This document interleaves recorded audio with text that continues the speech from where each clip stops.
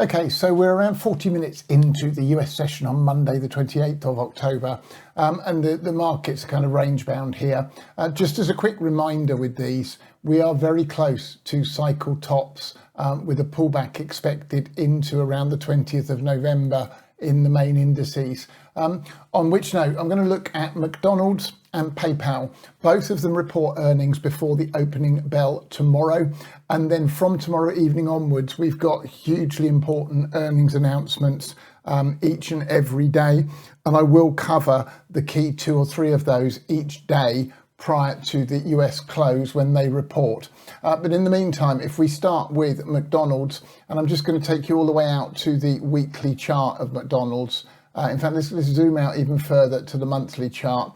And, you know, off the all-time low, all the way back in the mid-80s, if that's a wave 1 with a 2 back, then we're just coming up towards a 123.6 fib, which would be a cycle degree wave 3 of a super cycle degree wave 3. So you'd have a 1, 2, 1 of the next leg coming up to the 618 fib extension based on the length of this one projected off the 2. That's textbook. Shallow 2, 1, 2, 3, 4, and this looks like a fifth of 3 up to me, lightly with a little further to go.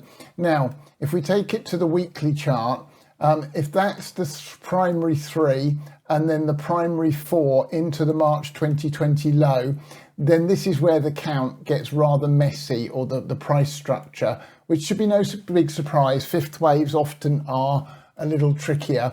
But let's just add the cycles in to start with.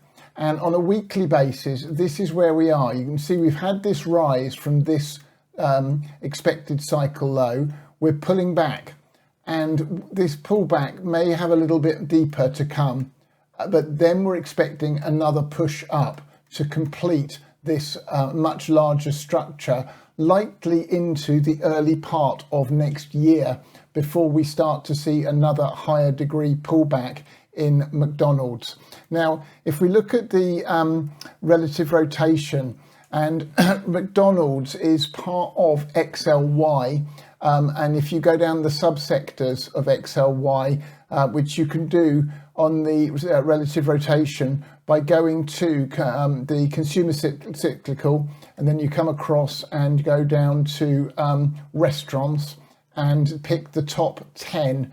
So I'm looking at the restaurants industrial sector by comparison to XLY on a daily basis, and the top 10 stocks within it. So you can see McDonald's actually is here in this yellow segment, which is a weakening. It's been in the leading and it's been coming off and showing weakness over recent days. So it's now down in the weakening, and it's pointing straight down. So that would suggest weakness here. Now, earnings can be a complete crapshoot, as you know, and everything you look at on here is what it's done historically. Earnings could get it to do that. But if we were wanting to take risks on this, I'd expect to see it either in the improving or leading, with the tail and arrows pointing in the correct direction based on its relative strength to the market. If we come down to a daily time frame, you can see that this broke out above resistance, but rather than testing it, it gapped back down below it. Now, that was last week, and the gap was precipitated by a news announcement to do with some kind of food poisoning type outbreak. I think what we're getting is a retrace against this, so that the final fifth is unfolding as a diagonal structure. That was the 3, A, B, C for the 4, into this huge support zone. Look at the number of block trades inside this support zone. There are 3 areas and a huge amount of volume of money that came in. And in that zone, as we came out, you had a CRSI buy and the Mansfield buy coming off the cycle bottom, and up we went. We're now at the cycle top based on the key dominant cycle, which is running at 178 days, and we're starting to come down. I would suggest, as you can see here, that the cycles are also saying that we should be expecting a little bit more downside. That's the daily cycles. They then line up quite well with that little pullback shown on the weekly cycles. If I then take it down to an hourly time frame and we add in a couple of things, so these are the gamma levels on the chart, and the max expected 1 day move would be all the way back down at this spike low here off the news announcement. So 283 is the immediate support area.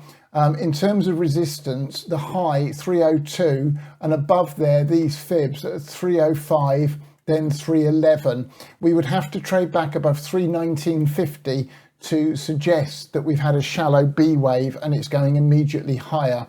I think it's more likely that what we see here is a drop down into one of these two support zones on the 2-hour chart in McDonald's. This chart is shared. I've put a new watch list in TradingVision earnings for the week commencing 28th of October, and I will add in the stocks for each chart that we go through in the live room this week, starting with these two, McDonald's and PayPal. So they're shared analysis. You can go and look at them. The only thing in its favour here on the 2-hour chart is we do have a diverged CRSI buy signal and about to get a Mansfield buy signal, indicating that potentially we could push up to one of these higher fibs for this B wave and then down.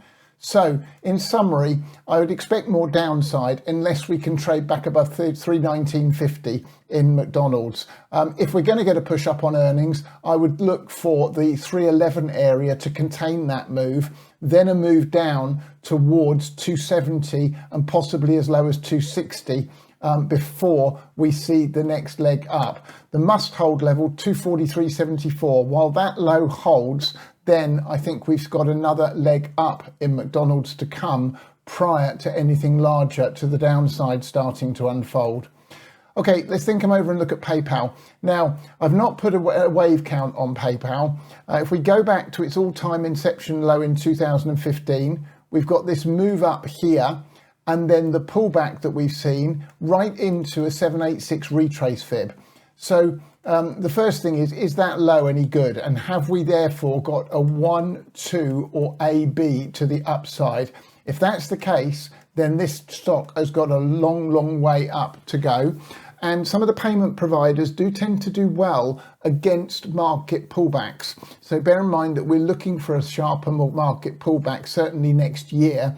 And it may well be that this is one of the ones to keep on your watch list. But if it is going to go higher, just on the larger time frames, this is a weekly chart, then 124.92 and 154.63 would be the next set hurdles to look for. It is on a CRSI buy. We have had a weekly squeeze that's played out, and it is on a Mansfield buy. If I add the cycles in, so picking out the tops and the bottoms pretty well, and it's saying that this thing's got quite some way up to go on a weekly cycle basis. It's saying it's bottomed out, and therefore any pullbacks may well be buying opportunities given the right setup. Coming down and looking at it from a slightly lower time frame point of view. So if we come to the daily, and you can see there's that low into that 786 retrace fib, but we're up against walls of resistance here. It's going to have to take out 92.45. That would open the door to that 125 area. And I wouldn't overthink it more than that for now. In terms of the structure off the bottom, A, B, C, 1, 2, A, B, C, 3, I suspect we may see a pullback in this stock, but if it holds 56.85 and then gives a setup on a lower time frame, it may well be worth considering looking at the PayPal. Again, looking quickly at the relative rotation. So PayPal is part of the financials. So if again we come down here to the financials and we go to all financials, now you're going to have to go into the top 20 holdings to pick up PayPal, I think it is. If you give me a second. Yeah, so you can see PayPal again. It has been in the leading sector, but it's come out and it's now in weakening, and it's heading down and to the left towards lagging. So in recent days and for the last couple of weeks, realistically, PayPal has been weak, relatively speaking. So again, I know it's historical and earnings can change things on a dime, but I can see no reason at this point why you'd want to hold anything into earnings. You'd be better served, I suspect, by sitting it out and then waiting for the next setup, likely after a pullback. Very, very short term, if we are going to push up a little bit more, 86.10 would be the first area to watch. Immediate support, 79, and then below there, 76.34 in PayPal.